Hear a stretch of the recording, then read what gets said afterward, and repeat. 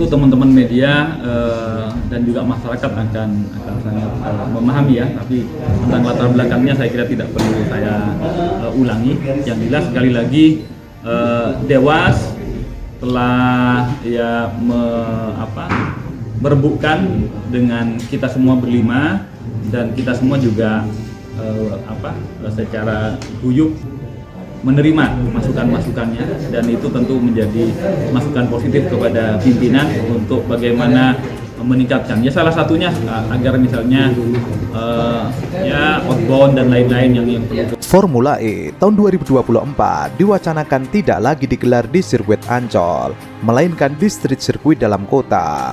Wakil Ketua DPRD DKI Jakarta, Rina Mouliani, menilai belum ada permasalahan lebih jauh terkait hal tersebut. Ia belum berani menanggapinya lebih jauh karena masih wacana dan belum ada pembahasan terkait hal tersebut. Juga, sepanjang yang ia tahu, ia meminta publik untuk melihat dulu bagaimana mekanismenya. Namun, Rani menilai sayang bila sirkuit yang telah ada tidak digunakan, sebab menurutnya membuat sirkuit baru membutuhkan waktu dan anggaran.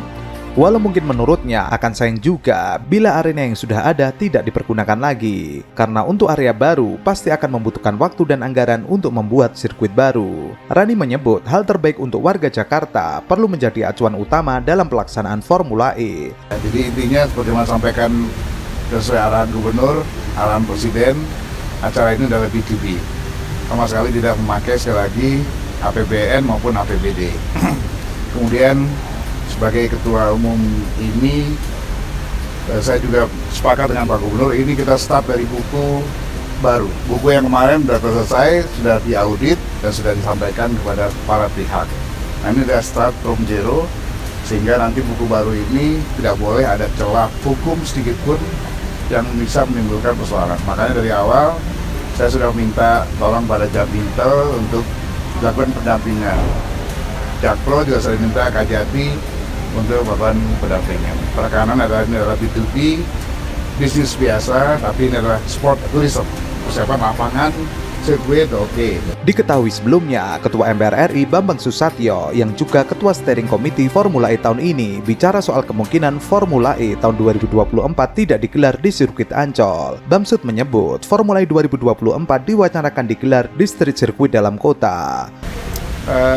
2024 kita kemungkinan besar, tadi sudah kita bicara dengan Alberto maupun Bapak Gubernur, kita tidak lagi di sirkuit Ancol, tapi kita street sirkuit dalam kota.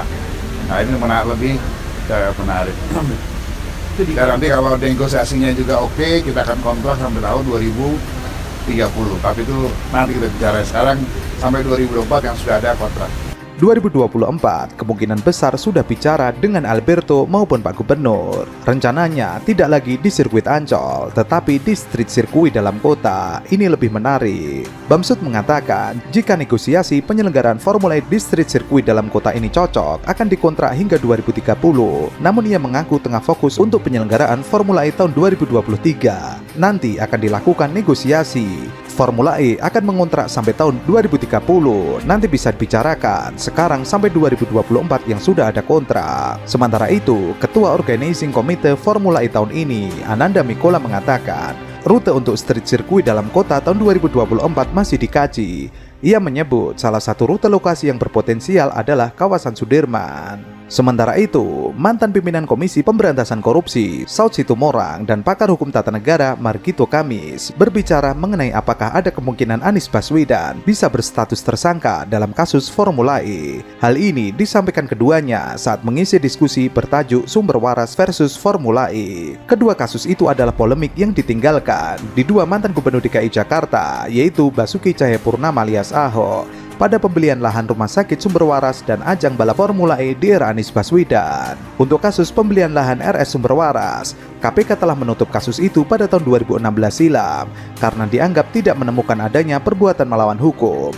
Sedangkan kasus Formula E, KPK masih memproses dugaan adanya pelanggaran dalam ajang balap mobil listrik itu. Baik Saud dan Margito meminta seharusnya KPK juga menutup kasus Formula E karena mereka menilai tidak ada kerugian negara dalam ajang tersebut. Mereka menganggap pengusutan kasus Formula E terkesan dipaksakan.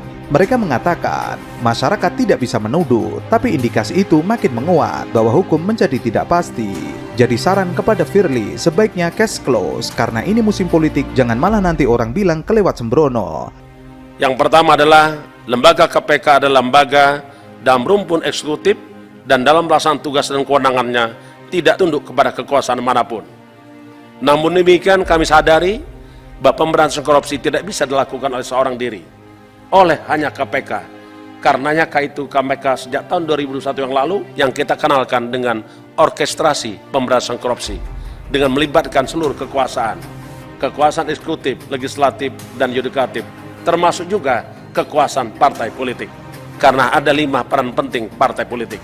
Pertama, partai politik itu adalah mengemban amanat rakyat. Kedua, partai politik itu menguasai suara rakyat. Partai politik menentukan wakil rakyat. Partai politik menentukan pemimpin rakyat. Dan yang terakhir adalah partai politik melalui keterwakilannya di legislatif menyusun berbagai rupa perundang-undangan maupun peraturan daerah. Kami mengajak partai politik dalam pendidikan cerdas dan berintegritas, bukan masuk dalam ranah politik. Dalam kesempatan itu, Saud turut menyinggung wacana KPK era Firly Bahuri yang ingin menaikkan kasus ke tingkat penyelidikan tanpa menetapkan tersangka terlebih dahulu. Menurut Saud, hal itu adalah bentuk cacat hukum. Saat ditanyakan apakah wacana itu membuat Anies bisa saja dijadikan tersangka dalam kasus Formula E, Saud menganggap hal itu tidak akan terjadi. Pasalnya ia meyakini tidak ada pelanggaran dalam pelaksanaan Formula E, sehingga ia menyebut Anies tidak akan bisa dijerat dengan pasal apapun. Menurut Saud, yang kemungkinan terjadi adalah pihak-pihak tertentu yang memang berniat ingin menyeret nama Anies dalam kasus Formula E. Kalau ada niat untuk menangkap Anies, dirinya mengaku tidak tahu karena tidak bisa membaca niat seseorang. Tapi bisa jadi mereka punya niat menjadikan itu sebagai proses yang crowded misalnya. Dan itu bertentangan dengan wisdom proud. Sementara itu, Markito Kamis berbicara secara hukum dampak yang akan dialami Anies jika berstatus tersangka KPK dalam ajang Formula E. Dikatakan Markito, tampak yang paling jelas adalah Anies tidak bisa berlaga di ajang Pilpres 2024. Setelah laporan tadi kan diseleksi, kan ada 1000 laporan Pak Ansa. Nggak mungkin semua ditangani. Dari 1000 itu ambil 10 lah ke tingkat pemeriksaan. Dari 10, 5 masuk penyelidikan. Dari 5 penyelidikan, mungkin 1 ke penyidikan. Kan gitu. Lalu TSK dan seterusnya dan seterusnya. Jangan tiba-tiba ujuk-ujuk, wah si A jadi TSK, si B jadi TSK atau apa dan sebagainya. Kita ingin tahu proses ini, SOP-nya seperti apa. Kewenangan sudah kita kasih.